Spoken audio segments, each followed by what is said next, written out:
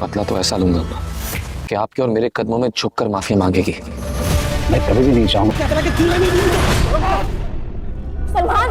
अस्सलाम वालेकुम viewers and subscriber at my channel. तो जनाब, मुझे कबूल नहीं में स्टोरी बहुत इंटरेस्टिंग होती जा रही है क्योंकि आतिर और मायरा एक दूसरे के क्लोज़ होते जा रहे हैं। यहाँ तक कि मायरा आतिर को केयर में उसको कॉल भी करती है कि अपना ख्याल रखिएगा क्योंकि उसका हस्बैंड उससे लड़कर गया है। और दूसरी तरफ मायरा की वजह से उसके घर के रिलेशंस बड़े डिस्टर्ब हो गए हैं बिकॉज़ सलमान का बाप अपनी पूरी फैमिली समेत मायरा के घर चला जाता है और उन पर धौंस जमाता है और उन्हें बड़ा डोमिनेटिंग होकर दबाने की कोशिश करता है। और जिसके नतीजे में दादी कहती है कि मायरा तुम इन सब से माफ़ी मांगो, लेकिन मायरा कहानी ही पलट देती है ये कह के कि वो किसी से माफ़ी नहीं मांगेगी, जिस पे उसके ससुर को बड़ा गुस्सा चढ़ता है। फिर इसके बाद सलमान कहता है कि ऊपर जाके मायरा से बात करता है। फिर वो ऊपर जाता है और उसकी सास भी वहाँ कमरे में होती है जो कि मायरा की वालिदा होती हैं।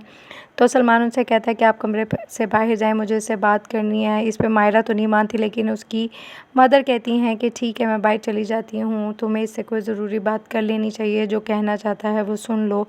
इसके बाद वो बाहर जाती हैं तो सलमान दरवाज़ा बंद कर देता है और मायरा से गिड़गिड़ा के कहता है कि मैं तुमसे मोहब्बत करता हूँ, तुमसे शादी करना चाहता हूँ। जिसके नतीजे में मायरा उसे कहती है कि मैं तुमसे बिल्कुल भी मोहब्बत नहीं करती, ना मैं तुमसे शादी करना चाहती हूँ। और इस पर सलमान को बहुत गुस्सा चढ़ जाता है और वो कहता है कि इसका मतलब है कि तुम आतिर के चक्कर में हो और तुम उसके सामने मुझे 2 टके का समझती हो। जिस पर मायरा उसे बड़ा ब्लंट होकर जवाब देती है कि मैं आतिर से मिलने से पहले भी तुम्हें 2 टके का ही समझती थी।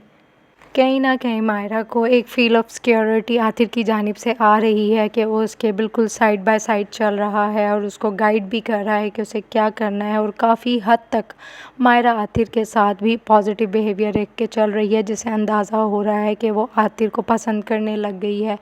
दूसरी तरफ सलमान जब घर से लड़कर निकल जाता है तो उसके घर वाले भी बाहर आ जाते हैं, जिस पर दादी कहती है कि तुम्हें परेशान होने की ज़रूरत नहीं है, मैं मायरा का बहुत बुरा हाल करूँगी। इसके बाद मायरा के पास जब वो जाती हैं तो देखते हैं कि मायरा आतिर से बात कर रही होती है और कोई वो मुफ्ती के बारे में ज़िक्र कर रहे होते हैं, जो दादी सुन लेती है। और दादी तो ऑलरेडी हिटलर होती है और ये बातें सुनकर दादी को गुस्सा चढ़ता है और वो मायरा को एक ज़ोरदार थप्पड़ रसीद कर देती हैं और उसे कहती हैं कि मैं तुम्हारा देखना क्या हाल करूँगी और तुम अपने मरे हुए बाप का भी ख्याल नहीं रख रही, मैं भी तुम्हारी शादी इन्हीं से करवाऊँगी। दूसरी तरफ हम ये देखेंगे कि दादी जो इस टाइम भरपूर हिटलर बन चुकी हैं, वो हर सूरत इन दोनों बहनों की शादी या रुखसती जो भी होनी है वो करवा देंगी।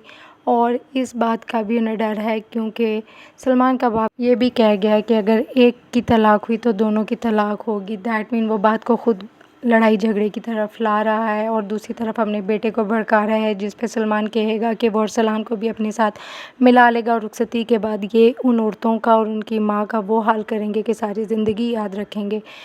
अब आने वाली एपिसोड में होना यही है कि इन दोनों बहनों भाइयों की रुखसती आपस में हो जाएगी क्योंकि दादी ने ये काम करके ही रहना है और वो कई तरीक़ों से ब्लैकमेल भी करती हैं मायरा की माँ को कि तुम्हारे मरे हुए मियाँ ने ये रिश्ता किया, इसको हम ख़त्म नहीं कर सकते। लेकिन दादी को इस चीज़ का कतई एहसास नहीं है कि सलमान किस नेचर का बंदा है। अब हम आने वाली एपिसोड में इसी चीज़ को एंजॉय करेंगे कि रुखसती के बाद आतिर और मायरा कैसे अपने रिलेशन को पाए तकमील तक पहुंचाते हैं और सलमान से मायरा की जान कैसे छुड़ाई जा सकती है। इन सब चीज़ों को देखने एंजॉय करने के लिए don't forget to subscribe my channel. Take care. अल्लाह हाफ़िज़।